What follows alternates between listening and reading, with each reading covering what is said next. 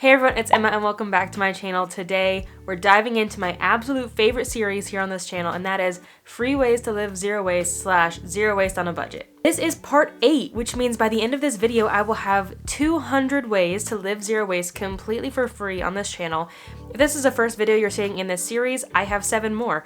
I will leave the full playlist linked above and each individual video linked down below. Just a disclaimer, these are in no particular order. I just put these in a Google Drive as I think of them. So they're gonna be all across the board, but regardless, they are some great free ways to live low waste. So with all that out of the way, let's just jump right in. The first one is to utilize food scraps more. And I've talked about this a few times in this series and on this channel. Things like making apple cider vinegar, your own orange peel, citrus cleaner, vegetable broth, and so forth, but there are a lot of other ways you can use food scraps. You just have to get creative. A few examples are you can actually candy the peels of lemons, of oranges, of watermelons even. You can put apples, like slice apples thinly, put them in the oven at a low temperature and make apple chips. If you have any fruit or veggies that are about to go bad, you can turn them into juice, and you don't even need a juicer. I've seen a few recipes on TikTok that use a blender for this. You can start eating the stems of vegetables like spinach and broccoli and cauliflower.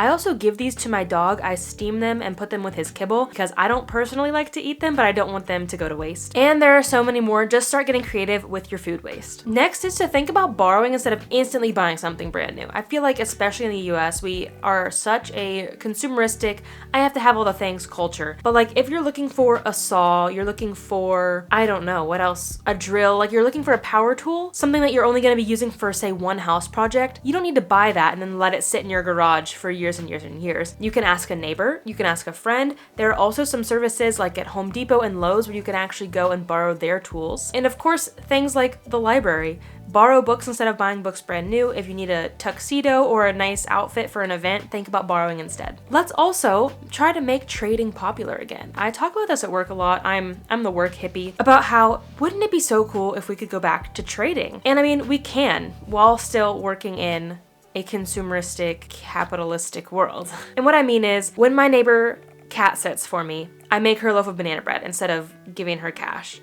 So we trade, a service for a service. But there are also groups on Facebook you can trade items, you can do clothing swaps, and then also there's this app called Buns where you can trade with local people in your area. Something that I fell for very early on in my zero waste journey was bamboo utensils. Now these are not a bad swap, but you don't need to buy this swap brand new. You probably have plenty of silverware lying around your house. You can use that. You can repurpose plastic takeout cutlery that you get and just throw that in your purse. Or if you don't have any extras, you don't want to use the plastic ones, just head over to your local thrift store, thrift a fork, a knife, and a spoon, keep that in your purse, and that can be your to-go cutlery. You also don't have to buy a reusable coffee cup. You can use literally anything you have lying around that has a bottom and a lid. I've done this several times. I've taken an old jar to a coffee shop. You get some weird looks, but they don't say no, and it gets the job done. And it's also completely free. Same thing with a water bottle. You don't need to buy a brand new water bottle if you're just going zero waste and you want a free option. Just upcycle a jar instead. The next one is to learn and understand green labels and certifications. Things like 1% for the planet, B Corp, Rainforest Alliance certified, fair trade. Learn about all those different certifications and organizations to see if you can go about learning how to shop better. I do have a full post on this on Instagram. I will leave it linked down below, but of course do your own research as well. Next is to learn about greenwashing and how to avoid it. I have a lot of resources on this. I've got a full YouTube video, I'll leave it linked above, and a free resource on my website. It's always linked in the description all the way at the bottom. It is a complete downloadable guide to spotting greenwashing. It's got a little quiz at the end and some examples on how you might see these greenwashing tactics in place. But learning how to avoid this prevents you from giving your money to these big corporations that are just using green marketing to trick us into thinking that their products are more eco. If you buy potted plants from a store, from a nursery, chances are you can actually return the little plastic pots that you got them in. Most people don't keep them in those plastic pots, you repot them. So instead of throwing those plastic pots away, take them back to the nursery so that they can put more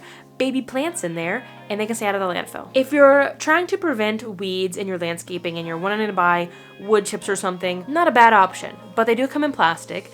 And pine needles are a great foraged option you can use to prevent weeds in your garden bed. Now you do have to be careful about foraging. If you're foraging on public land, make sure you ask for permission, don't go on someone's private property. But I think the best way to go about this, it's a little early considering this video is gonna be going out in March. But after Christmas, when everyone's throwing away their old Christmas trees, collect some pine needles from that. This one's very niche. If you are a gardener, if you are a farmer, consider no-till planting, and instead of doing monocultures and monocrops, do a permaculture instead. Now this might sound bizarre to lifelong farmers, especially like farmers who grow corn and soybeans and wheat. They most likely till the ground every year. Allowing more vegetation in your garden or farm allows for water control, which means no flooding or droughts or less severe effects of these. It also allows more native species to be present, not just in like terms of plants, but also animals. If you think about it, if you have a farm and all you're planting is field corn, you probably don't have bees, you probably don't have butterflies, you probably don't have birds. So allowing the natural vegetation to come back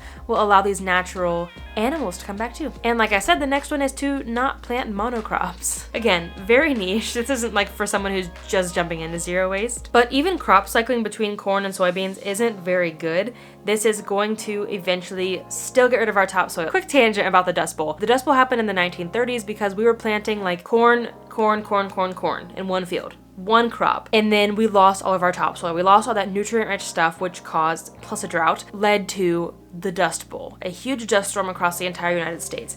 So we learned from this and we're like, okay, let's alternate between corn and soybeans. Corn and soybeans, corn and soybeans. Instead of just doing one crop, we're only doing two, sometimes three, but eventually still we're gonna lose our topsoil because there's not enough nutrient cycling still. So consider growing a permaculture instead. I know this isn't a choice for everyone, but at least take it into consideration, and this will allow more nutrients to stay in the soil, keep our topsoil around longer, and even heal our topsoil. And just a quick side note, if we don't have topsoil, we can't farm, we can't eat, so we need to save our topsoil. The next one, say you've just mowed your grass, you just did you just trimmed your trees. Don't bag those clippings. Now, this is tricky because most likely, regardless, you're gonna have to send it to the landfill anyway. Does any country mandate composting? I don't think so. I know there are some states, some cities in the US that mandate composting, but for example, when I wrote this down when I lived in Okinawa, that's how long this list has been going. First off, it is so wasteful to put that stuff in a bag when it's going to go to the landfill regardless. Granted, it is easier to pick up a bag and put that in your trash can than to put the clippings right in your trash can. And these things are already gonna have a hard time decomposing in the landfill as it is, but they're almost 0% chance they're gonna decompose in the landfill if they're in the landfill and also inside of a plastic bag. It's just going to cause a greenhouse effect in that bag, and then once that bag does break, does fall apart,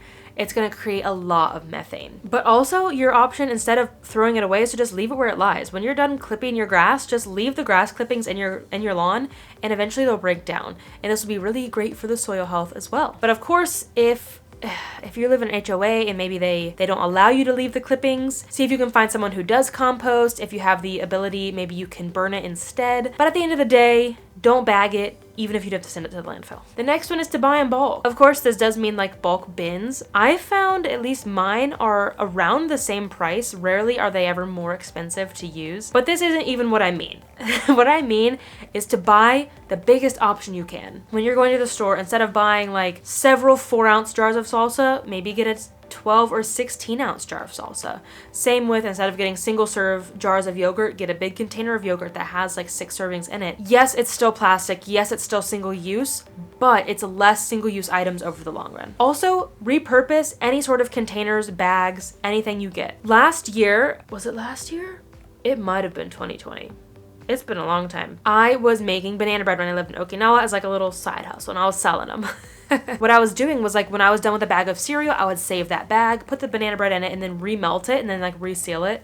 Same with chip bags, bags from like frozen berries. I was reusing all sorts of kinds. I also use like reused tubs of butter, tubs from yogurt, tubs from hummus. What else? Anything. Bags from bagels. Just when you're done with your packaging, you're done with all the items in there, look at it and think, is there a way I can reuse this? If not, throw it away, recycle it if possible, but if yes, hang on to it. Plastic containers are great not only for like food storage, but also for goods storage. Like if you want to store some spare change, some buttons, your sewing equipment, and you can use these bags to pick up dog poop, scoop cat litter, or as trash bags for your small trash cans. Next is to avoid products with excess packaging. Now, what I mean here is like when you're buying a bag of candy, look for one that has like even if it is a plastic bag with empty candy inside instead of a plastic bag with a bunch of individually plastic wrapped candies inside. Next, if you have the time, space, and energy, quit buying box mixes for things like cake and pancakes and brownies and cookies.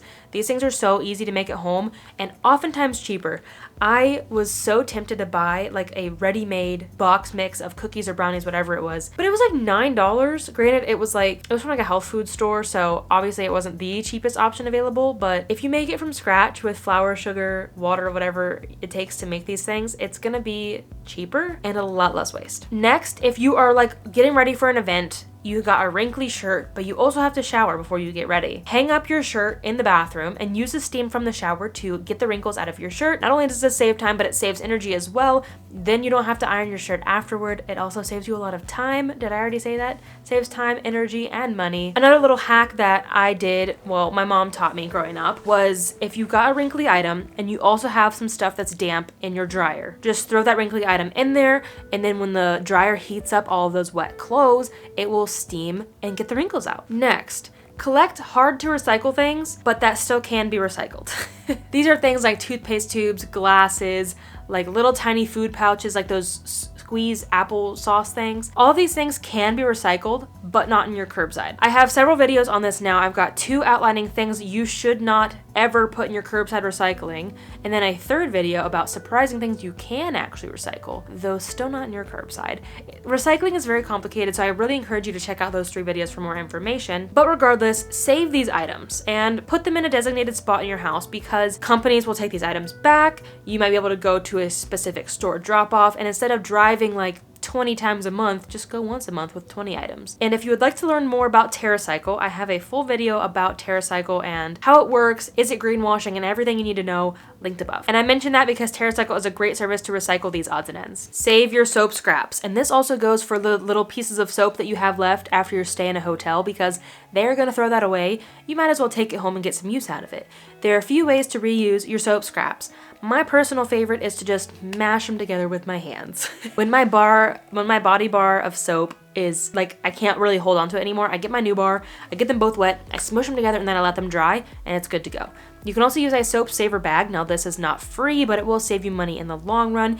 You can also save them in a container, melt them down in a like metal or glass heat safe container, and make your own Franken soap.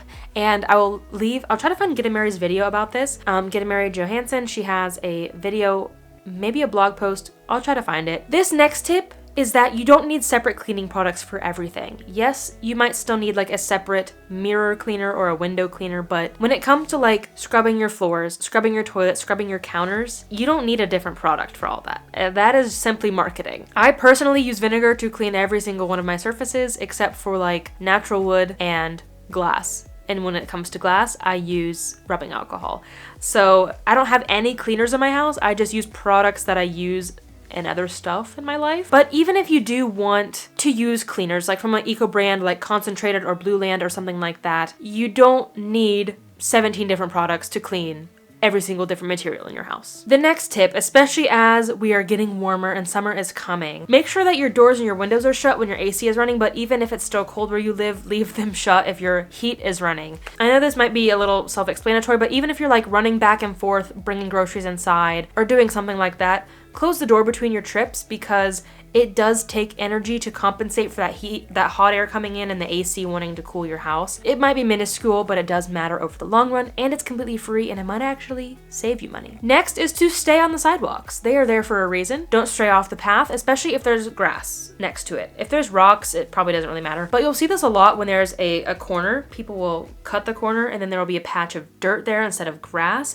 This can lead to erosion over the long run. Again, very minuscule, but stay on the sidewalks. And similar to this, but probably more important, is to stay on the trail when you're hiking. This is something that I have become more aware of as I live somewhere where hiking is really big. I've been big into hiking my whole life, and I want to try to incorporate more like outdoor zero waste into the channel. So if you're interested in that, let me know, and any topics you want me to cover. But this is even more important than, not walking on the grass, because there are precious environments out in the wilderness. You could destroy plant life, you could put your human scent, especially, and if you have a dog, make sure they stay on the trail too, so that they don't get their scent somewhere and it could scare animals away, it could make them want to move. So just be cognizant of staying on the trail. And then especially switchbacks, don't cut switchbacks either. Those are already like very sensitive to erosion, so stay on the trail during switchbacks. And a little bonus tip, make sure you clean your shoes before you go hiking, even if it's just a little brush off so that you're not spreading invasive species. There we have it, 25 more ways to live zero waste completely for free. I know they're all super random, you don't really hear zero wasters talking about this stuff, but it's just whenever I do an action and I'm like, wow, that's actually zero waste, it didn't cost me any money, I put it on the list. And I hope that you guys find some sort of value from this video and from this entire series. If you go back to the first like 4, 5, 6 videos, those are more common zero waste activities. Also, I just made a video about how zero waste can actually make you money or save you money, and not necessarily free ways to live zero waste, but ways that it can save and make you money. I'll leave that video linked above and below for you. If you have any free ways that you live zero waste and you want to be included in the next iteration of this video, leave your free ways you live zero waste down below and you can get a shout out for your suggestion. Thank you so much for your time. I really appreciate it, especially if you made it all the way to the end. I hope that you enjoyed this video. If you found any value in it, don't forget to give it a thumbs up and share with others, please. I know people think that zero waste is expensive and hard, and this is why I created this series, is to show you that our everyday actions that cost zero money, cost little energy from ourselves, can have a big impact when it comes to waste. I wanted to make this series too to show that you don't have to be a crazy zero waster or a minimalist or an environmentalist. You can be a regular everyday person who cares a little bit about the environment and live zero waste. You don't have to be like buying all the swaps, you know? So I hope that that is obvious when it comes to this series. And if you're new here, this is the first video of mine that you're seeing. I hope that you enjoy this and you will hit subscribe and join the family over here, because I talk about all sorts of things zero waste, focusing on free, easy, and fun ways to live low waste and practical ways to be an activist. And if you'd like to support me in any other way, I do have a Patreon. It is always linked in the description of the videos. Thank you so much to my current patrons. It means a lot that you want to support me in that way. What we do over there is monthly chats via Discord, where you get secret behind the scenes videos, and you also get to participate in some special little giveaways. That is all that I have. Thank you so much for watching, and until next time, remember that your small actions have a big impact on the long run. Bye guys. Did I say hey? Hello? Hello everyone. Hey everyone. I'm just gonna start saying hey because I can't remember my intro. What's the next one? Oh, the light's not on. Yeah, that's nicer. Can't believe I forgot that. Steam. I thought that was stream. This is a great way to do that. I don't know what that means, to this, and I hope that you enjoy. Forget that. And if you'd like to support me in any way, any other way,